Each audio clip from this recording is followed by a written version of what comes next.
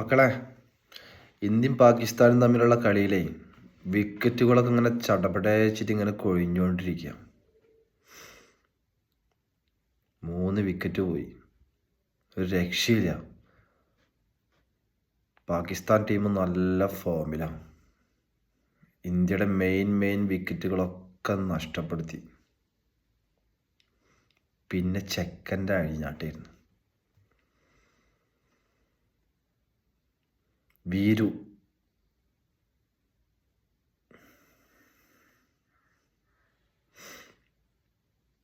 ചെക്കൻ നിന്ന് അടിച്ചണ്ട് കളിയണ്ട് ജയിപ്പിച്ച്. ഇതൊക്കെയല്ലേ റിയൽ ഹീറോ എന്ന് പറയാ അല്ലേ?